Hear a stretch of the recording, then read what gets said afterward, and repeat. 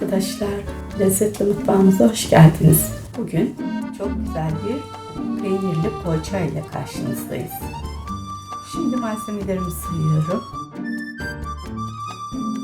1 bardak süt, 1 bardak su, ikisi de oda sıcaklığında arkadaşlar. 1 çay bardağı sıvı yağ,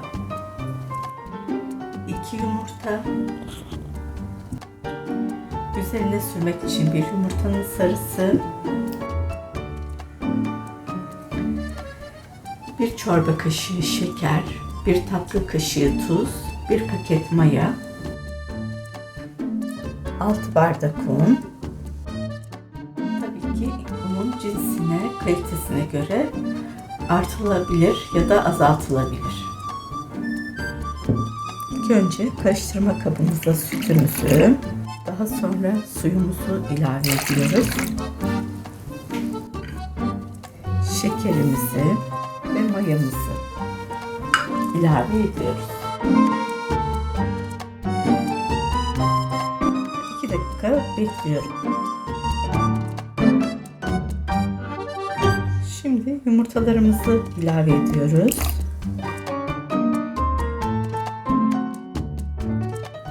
Bir çay bardağı sıvı yağımı ilave ediyorum.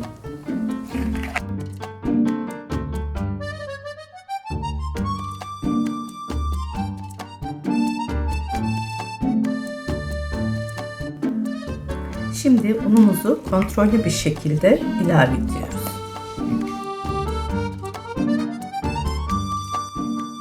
Hamurumuz yumuşak bir hamur olmalı arkadaşlar.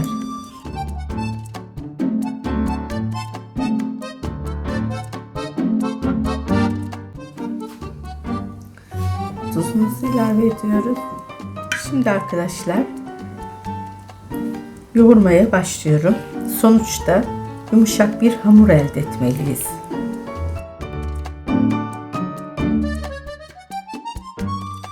Evet arkadaşlar, anladığım kadarıyla geri kalan unu da karıştırma kabımıza almamız gerekiyor.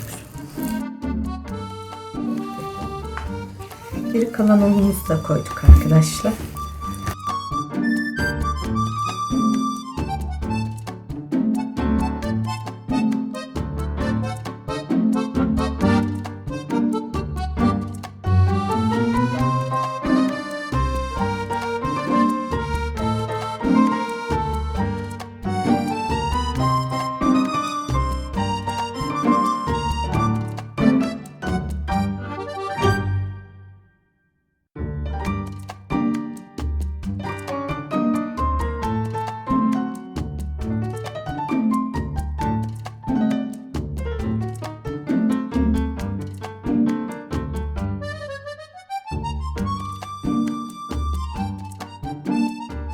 Çok yumuşak bir hamur olduğu için arkadaşlar elimi toparlamak için yağladım.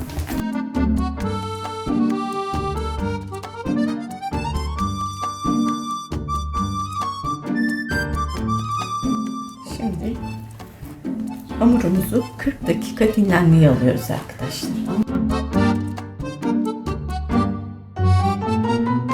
Şimdi dinlenme zamanı. Evet arkadaşlar, hamurumuz 40 dakika dinlendi. Görüldüğü üzere çok güzel kabarmış. Şimdi tezgahımızı alıyorum.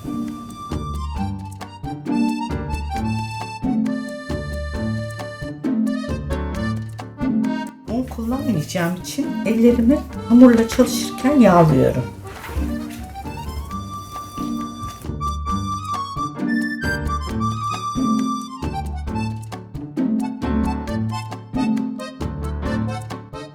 Poğaça çıkacak bundan arkadaşlar. 10 parçaya ayırıyorum hamurumuzu.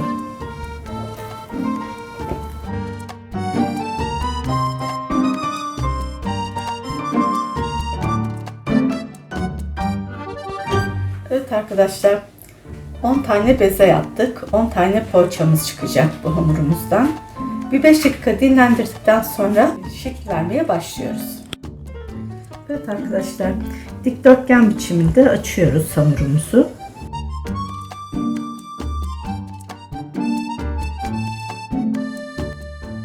tava kullanmıyorum arkadaşlar. Elimle açıyorum ve onda kullanmıyorum. Un kullanmadığım için mecburen ellerimi yağlamak zorundayım.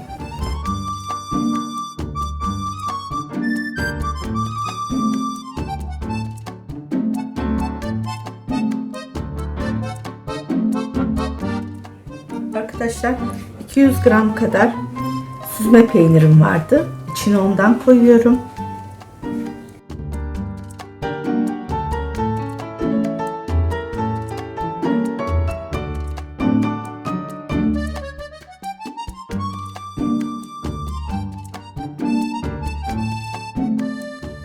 Rulo yapıyorum. Uçlarını birleştirip bir köşeye alıyorum. Aynı işlemi diğer hamurlarım için de yapıyorum.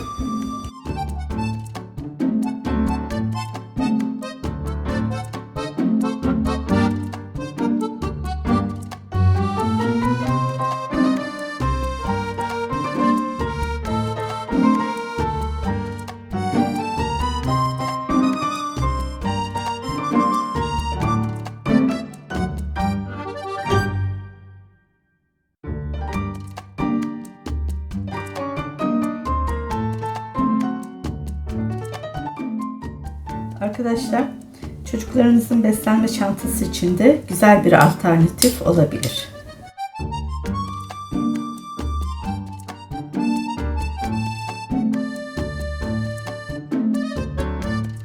Şimdi bunları büyütüp şekil veriyoruz.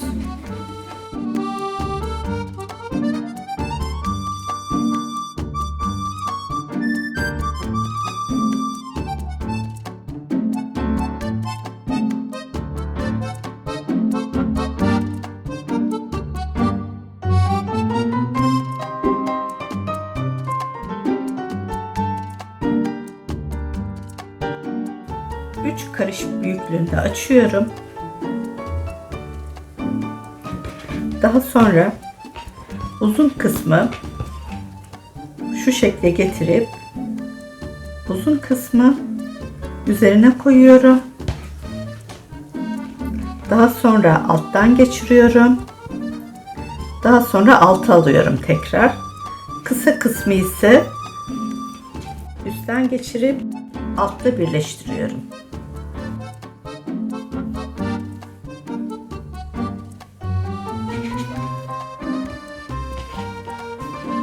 Evet arkadaşlar, üstten aldım, aşağıdan aradan geçirdim, tekrar üstten geçirip diğerini üstten geçirip aşağıda birleştiriyorum.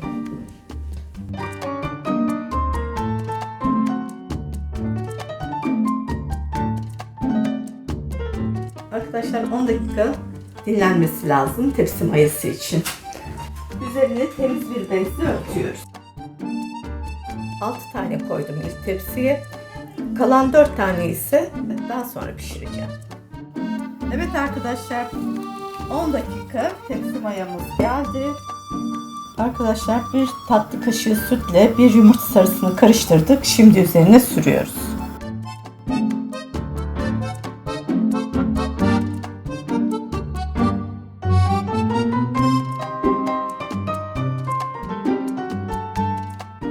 Yarısına susam, yarısına ise çörek otu koyuyorum.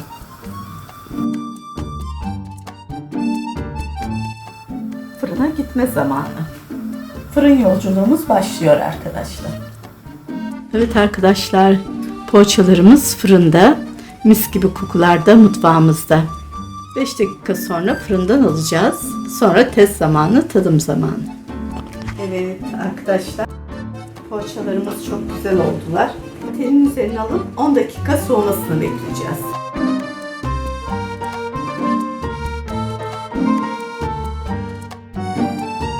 İkinci tepsi poğaçalarımız da fırında arkadaşlar.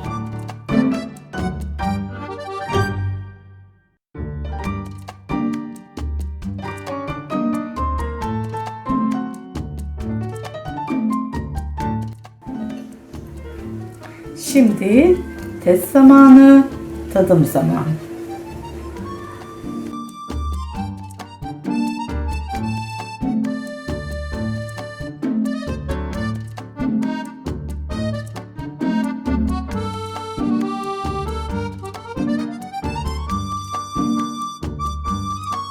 görüldüğü üzere arkadaşlar yumuşacık, mis gibi kokulu bir poğaçamız oldu.